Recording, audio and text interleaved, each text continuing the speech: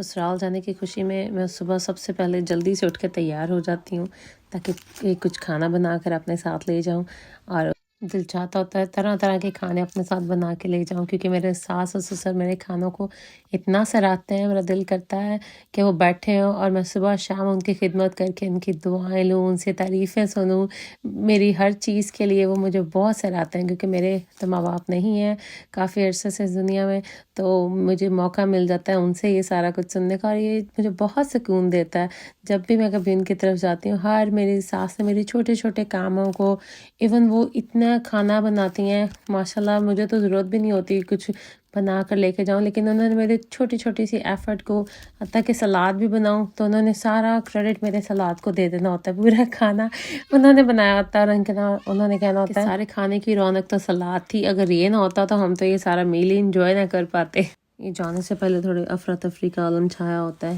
کہ سامان رکھ لیں، کچھ رہ نہ جائے، کپڑے سے ایکسٹرا کپڑے ان کے گندے کر دیتے ہیں وہ جا کے، یہ ہم باہر انتظار کر رہے تھے کوئی دروازہ کھولے کیونکہ ہم کیز بھول گئے تھے اپنے گھر پہ۔ تو بس جاتے میرا سب سے بڑا پراؤڈ مومنٹ ہوتا ہے جب مجھے کچن میں کچھ کام ان کو مل جائے کرنے کے لیے، تو مجھے بہت خوشی ہوتی ہے، کیونکہ وہ ایک مان ہوتا ہے مجھے ملتا ان کی طرف سے کہ میں کچھ بناؤں، اور انہیں میرے ہاتھ کی کوئی روٹی یا پراٹھا اچھا لگتا ہے، حالانکہ وہ خود بہت اچھے بناتی ہیں، لیکن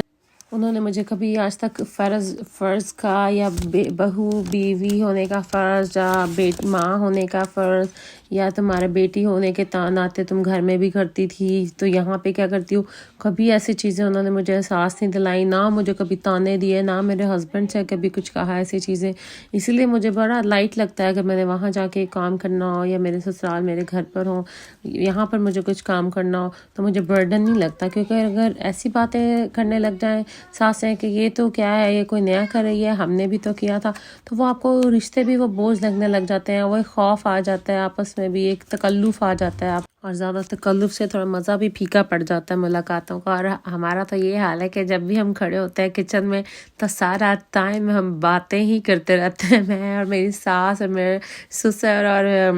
مطلب میرے ہسبینڈ بھی باتیں کرتے ہیں، لیکن میری ان سے زیادہ باتیں ہوتی ہیں بنسبت میرے ہسبینڈ بولتے ہیں۔ تو ابھی بھی ہم جہاں پہ بھی کھڑے ہوں بیٹھے آتے ہیں، اور مشورے ہی میں تو ان سے لیتی رہتی ہوں، اور کیونکہ ان کا اتنا تجربہ ہے میرے لیے، تو یہ ملک بھی نیا ہے اور جگہ بھی نہیں ہے اور زبان بھی نہیں ہے، میں ویسے ان کے مشوروں کے بغیر تو شاید یہاں پہ رہ ہی نہ سکتی۔ انہوں نے مجھے بہت اپریشیٹ کیا ہے، thank you to my mother in law and my father in law especially. یہ میرا لاسٹ سین تھا، میرے خیال یہ آنے کا تھا، میں نے ایڈ سینڈ پہ کر دیا ہے۔ اللہ حافظ۔